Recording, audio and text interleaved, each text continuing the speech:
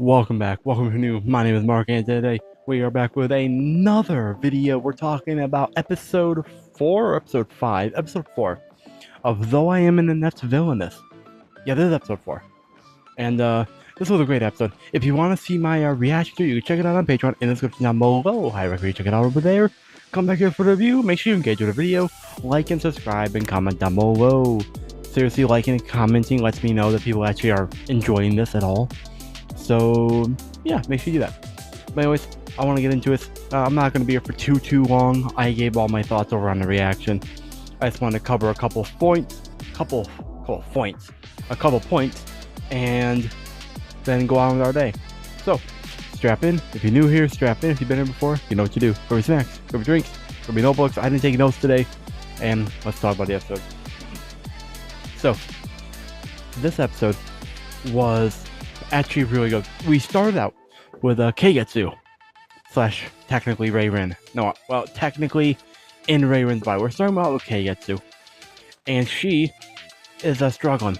She's not getting better, and she's starting not to be able to breathe, and she's just having an awful day, bro. And then she's also thinking about how despite everything, Reirin, when Reirin was Reirin, she never missed events and stuff. She always showed up despite no doubt feeling like this. She is like the definition of putting on a brave face. That's Reirin for you, man. And so just as before the opening hits, Keigetsu is like, you have to help me, you must help me, Reirin. And like the fire starts to do something, but then we get the opening, and I like the opening. I do, honestly.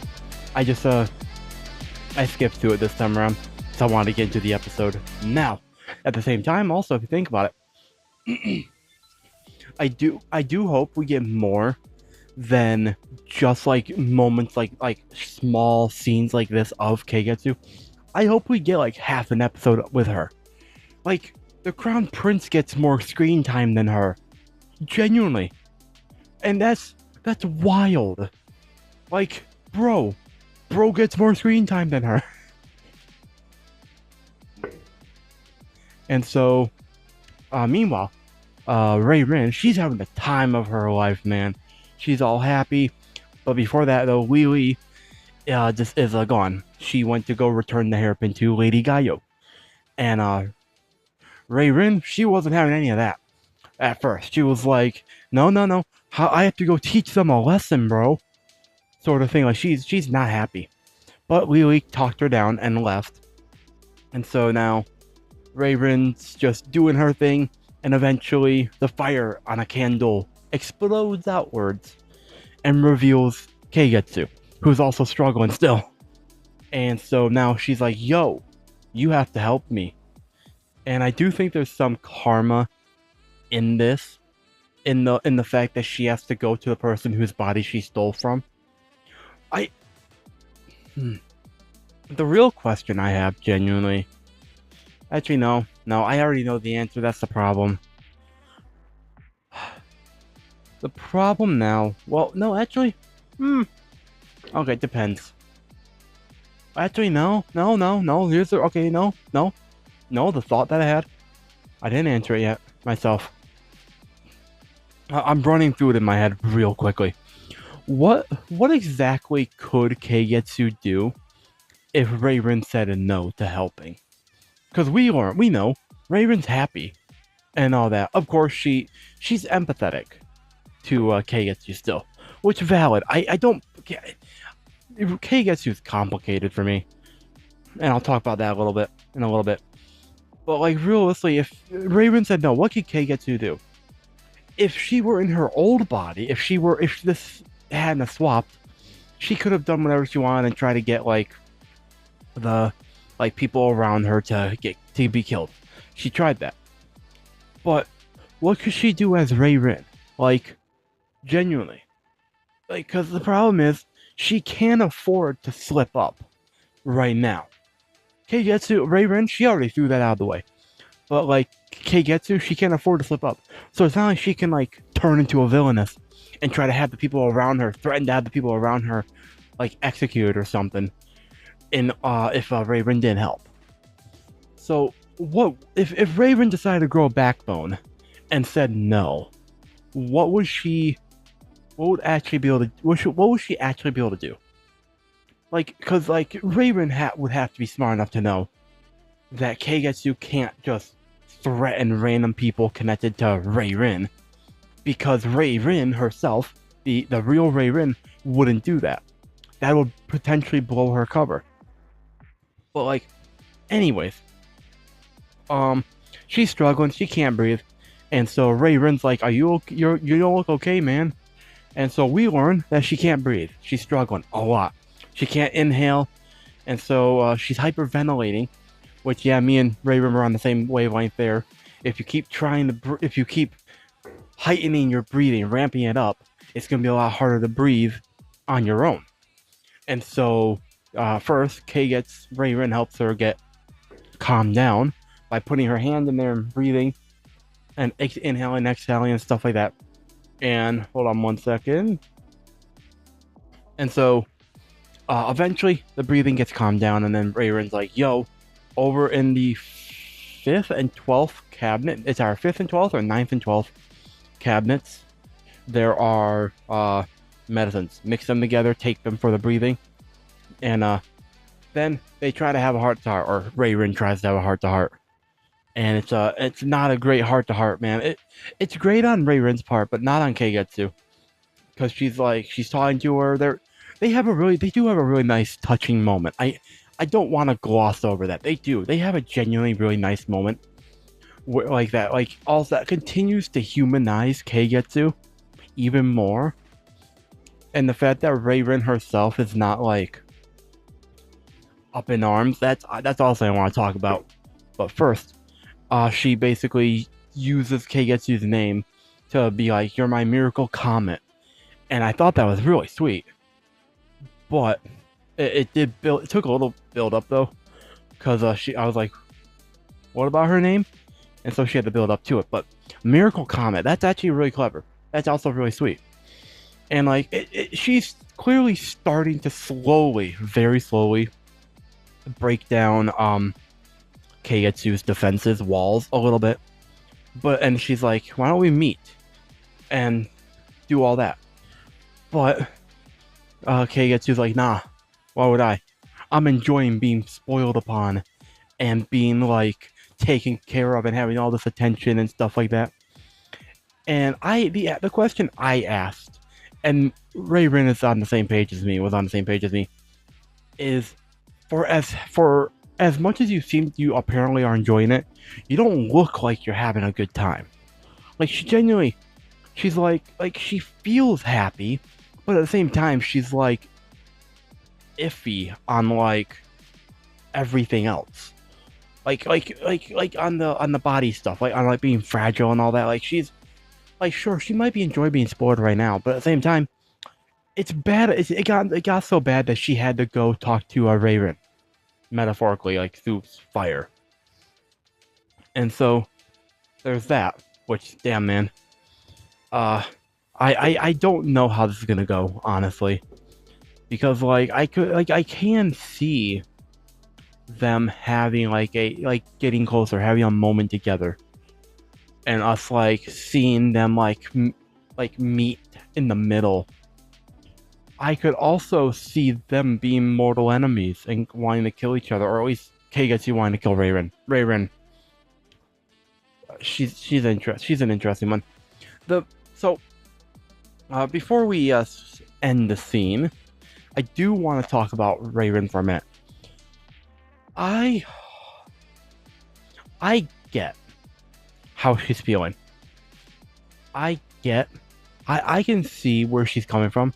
I can also understand Keigetsu's perspective. I can sympathize. Did I sympathize or empathize with her? And I can. Am I happy that she did what she did? No. But one human to another, I can understand her reasoning.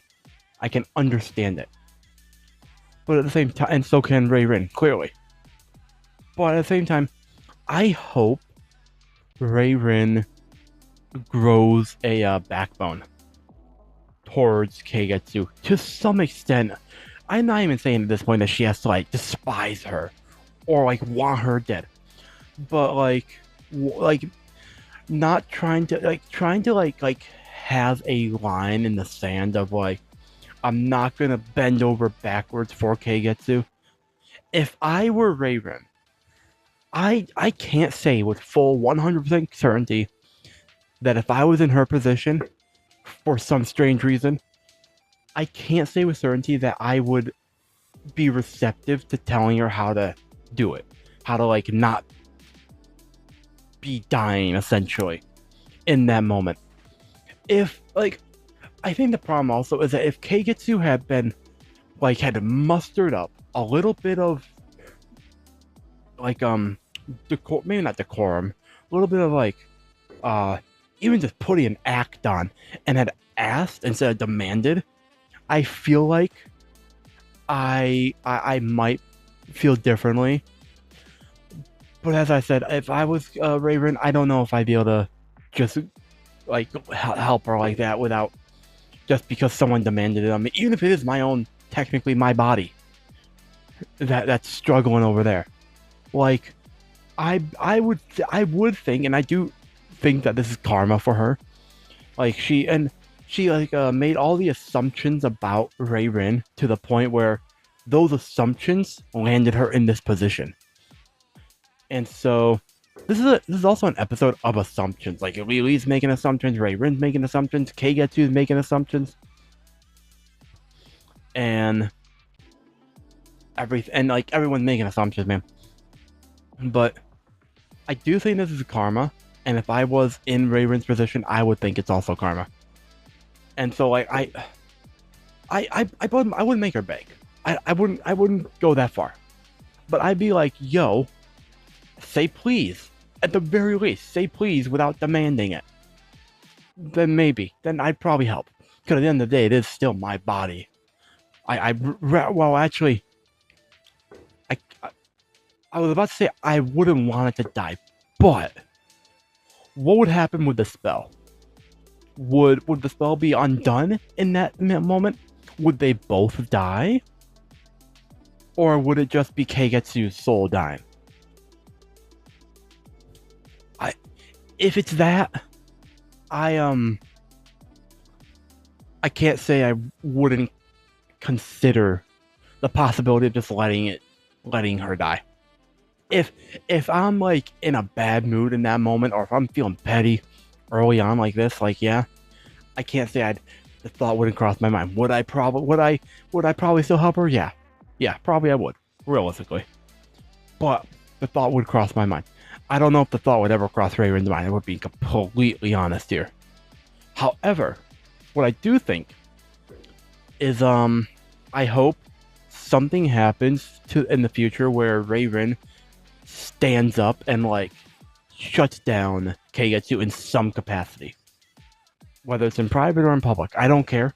I just hope something like that happens. I don't want her to be a doormat. That's the real thing here. My real problem is I don't want her to be a doormat for Keigetsu. Anyways, moving on. Keigetsu, she regains her composure enough to scoff and then leave. And so, just conveniently, just as like the thing goes out, Lily returns. And apparently, she couldn't return the hairpin. And so, whole thing happens, them talking. And so, it turns out there's the Ghost Festival coming up. Forgot about that. It's only in 3 days. And Rin, she decides it's up to the maidens now to handle this. And she's like, making a fist. She's gonna deal with Rin, Seika Kin Seika, in person at the festival. And like they have they end up having a really nice moment there, and then then the next day as well, for because they have to like get prepared and all that, like with a dress and everything. And Rin took care of it, of course, real quickly, because of course she did. And like they have a really nice touching moment. I'm not gonna harp on it because you can see my actual reaction to it over on Patreon. I want to save that over there. But anyways, really, really sweet moment that they have. And moving on from that, there's also a scene. I don't remember if this happens before or after that, but the Crown Prince, he is feeling anger still because Ray Rin hasn't left her bed, and she's gotten worse since the incident. And like and I don't blame him. I go into details more in the reaction, but I don't blame him for how he's treating Keigetsu. Because, like, again, we know that Keigetsu is actually Ray Rin, but he doesn't. So his reactions are valid in moderation, I think. Anyways, anything else I'm trying to think of? No. We do get a time skip in the same episode. At 20 minutes in the episode, we get a time skip to the Ghost Festival. And Ray Rin, she's bedridden still. She can't make it. Or Keigetsu, technically. But Ray Rin herself as Keigetsu, she's going to show up. She's ready to go. She's raring to go. And we get an inner monologue from Lady Kinseka. And she is very opportunistic, vain, talking mad shit about the other maidens that are there, calling them things that blatantly isn't true. Like they're all pretty. Yeah, I'd say they're all pretty. I think my favorite though, from what we saw, from who we saw, are the lady, the Gen clan, Gin or Gen clan. She's like solemn and all that. Like I think she's my favorite so far, from what we saw. But they're all objectively, they're all pretty. So I don't know what Kinseka is going on about all that. And there's also a dance happening and all that. There's also a dance that's got to happen, and Keigetsu is going to be doing the dance, man. Or Ray Rin is going to be doing the dance.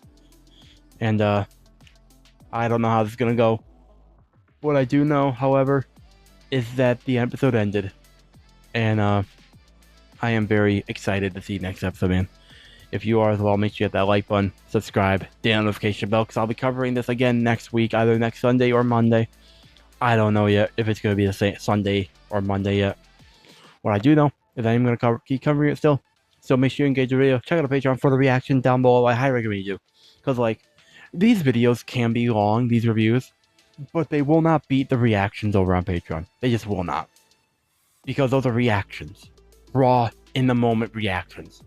I could tell you my reactions, but that's not the same thing. So, go check it out for yourself. And also, you can check out my other reactions over there. Exclusives that I am occasionally covering. My schedule is it's fluctuating a lot. Stuff's being dropped, stuff's being moved around. All that jazz, man. I'm also covering Twisted Wonderland if you're interested in that. You can join the early access tier over on Patreon.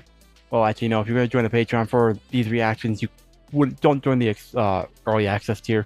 Just join the main tier that has access to all my Twisted Wonderland reactions early. But if you don't care about seeing my reactions to this and want to see Twisted Wonderland, you can check out the early access tier over there, or hang out over here. Yeah. What I said. Gonna wrap it up here. Thank you all so much for watching. Until next time. My name's Mark. Never stop being yourself. Stay safe and I. We'll see all you incredible people in the very next video.